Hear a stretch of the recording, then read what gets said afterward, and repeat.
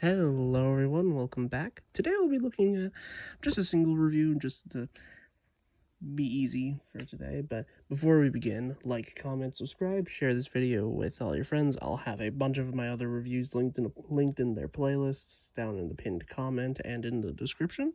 So, with all that out of the way, let's begin. Today we'll be looking at Legacy United Deluxe Cyberverse Chromia.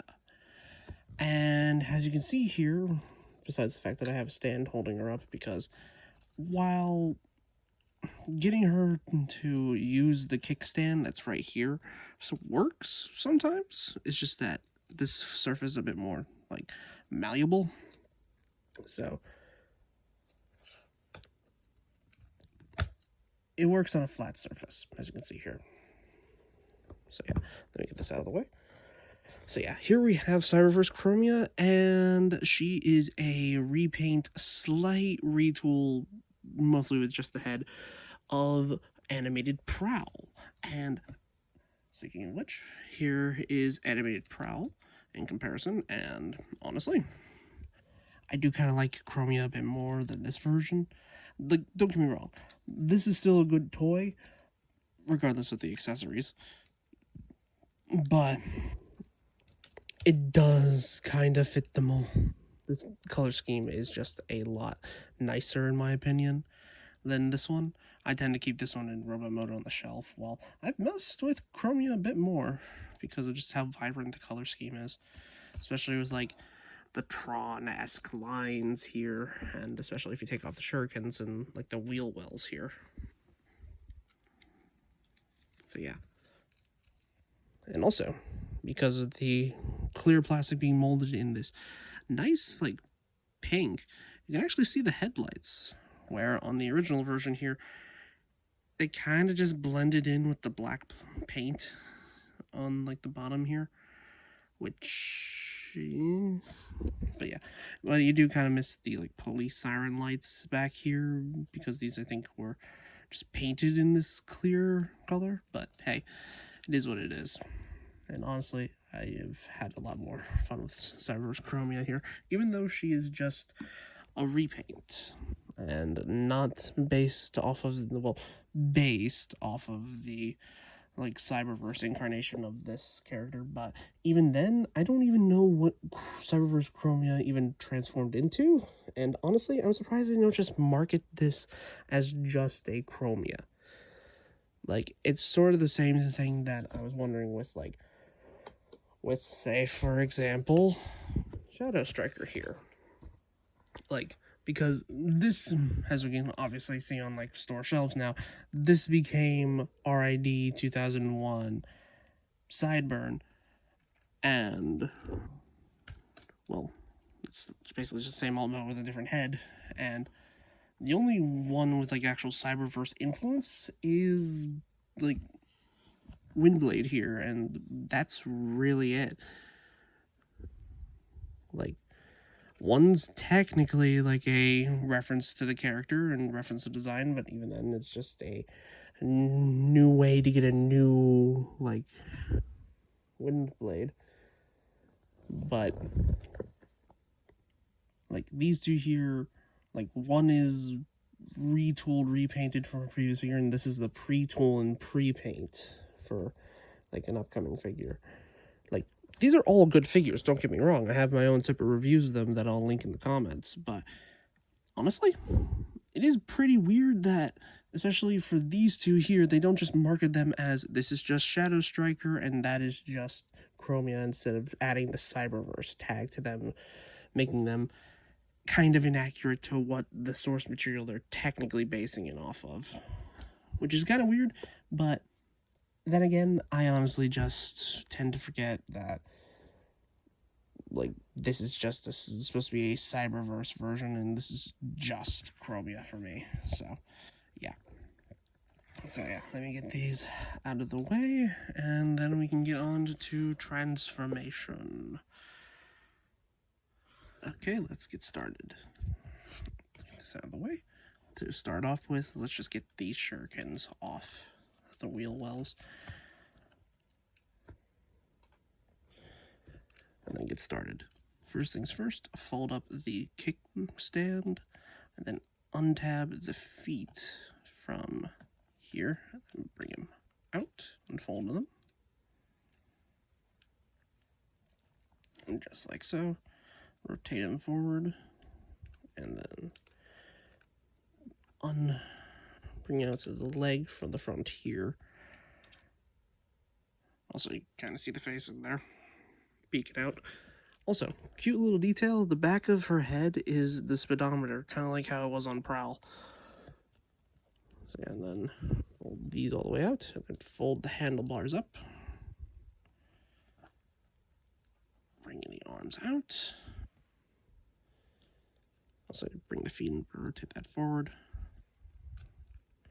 Rotate this all around. I'll bring it up. There we go. We might need to push the head up a bit because this head crest here can bump into the windshield bin and get it stuck. Rotate it forward. Tap it all into place. Bring the arms down and then flip out the hands. There we go. So yeah, and here we have Chromia in her robot mode. And honestly, I think the mold works for her. Like, it still has some of those animated-esque stylings with, like, the more rounded edges and the rounder, like, windshield becoming the chest and the two-wheel legs here, kind of like on Prowl. And also her having the same accessories, which have the same gimmick. They do hold a bit better. Like, you won't have the fear of them essentially skipping, like, a gear, essentially. So, well, at least on one of them, I think. But I do wish these were either just regular hinges that had a stopping point, or, honestly, for this release of the figure, I kind of wish they didn't include them. Like, don't get me wrong, these are a nice reference on the original Prowl, but even then, for Prowl here, like, they were not that great, and also they had to sacrifice a hand here to specifically hold one, while the other one is 5mm compatible, which, in my opinion, is trying to have your cake and eating it too. It's just kinda off, in my personal opinion, for this one here. Like, I know they probably didn't have much in the budget for, like, a complete, like, new accessory batch, but even then, I have seen them work in, like, some new accessories for, like, other molds in the past. It's just weird for this one that didn't just ditch the Ninja Stars and try to give her a 5mm port on the other hand and, like, maybe just a small pistol or something. It's kind of weird. In any case, put that back on her leg. And yeah, as you can see here, pretty much the only big differences here are the head sculpts and the placement of some of the paint. Like, on Chromia here, you don't have the stripes on the arms, where, while it's still molded here, the legs are in black, these are painted in blue, and then the dark blue here. There's, like, silver and on the front of the foot, gold trim on that foot, and also paint here on the front of the windshield to help differentiate the shape here from Prowl, which is pretty nice, honestly. It does differentiate them quite a bit. And also the paint here on the side of what was the side of the motorcycle mode, with, like, the gold trim and, like, the lightning bolt-esque design here with the powder blue, baby blue. I don't know what type of blue this is. Let me know in the comments. But yeah, honestly, I'm probably going to keep him for a long while. It's just that he's probably just going to stay on my shelf while this is, like, my fidget figure for this mold, essentially. Speaking of this mold, and, well, I was trying to make some sort of clever transition to other comparisons, but hey, why not just do it? Here she is with Shadow Striker, and here she is with Windblade. So, honestly, not a bad Cyberverse lineup so far, because a majority of the other prominent characters are just the G1 characters like Bumblebee, Optimus Prime, Megatron, etc., etc. Maybe we'll get a Clobber. That'd be cool. Then again, it'd probably be a remold of whatever Lugnut figure they did do in the future, which would be cool, but still. So yeah, honestly, all these are good figures. It's just that I tend to think of these two as their own, like this is just Chromia, this is just Shadow Striker. That's pretty much it. While this one has a lot more of the like Cyberverse stylings with the like bejeweled knees essentially, and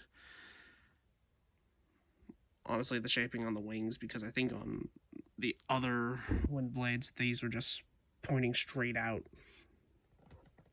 So yeah. So let me get these out of the way. One final comparison. Here she is with 86 Ironhide. I think in some continuities these two dated. I could be wrong. Correct me in the comments. So yeah. So for her articulation, she has a ball joint at the head, can go all the way around, look down, look all the way up. It's really nice. Arms can do a full 360, can go out that far. Full bicep swivel, 90 degrees of bend at the elbow, nothing at the wrist besides untransforming it and using it as like an arm cannon, essentially like a la Mega Man. But besides that, there's nothing at the wrist. A little bit of ab crunch thanks to the transformation, not much, but it does help a little bit. There is a full waist rotation.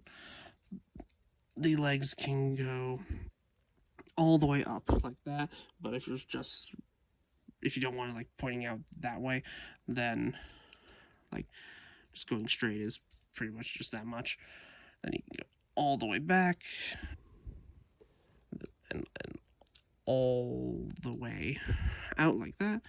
There is a complete thigh rotation, a little bit over 90 degrees of bend at the knee, and because of the transformation joint, you can technically get a double bend at the knee using the hinge right here. And then there is a ball joint here at the foot, allowing for a full rotation. Not bad amounts of ankle articulation, and you can point the toe down. And then you can also move this forward. So yeah. So honestly, this is a good figure, and if you like Chromia and if you like this color scheme, I honestly say go for it. So yeah. And also, if you just want like a new updated Chromia that isn't the Thrilling 30 version, which I don't know how much that goes on for the goes on the aftermarket, but I think it's a lot. And honestly, this one's better than the Siege one. Like, it just looks miles better. I haven't messed with that mold, but I do not like it because 90% of it is a backpack. So yeah. So that has been my review for Legacy United Chromia. Like, comment, and subscribe. Share this video with your friends. And I'll have, as I said, I'll have all my playlists and content linked in the comments down below. Sorry about that.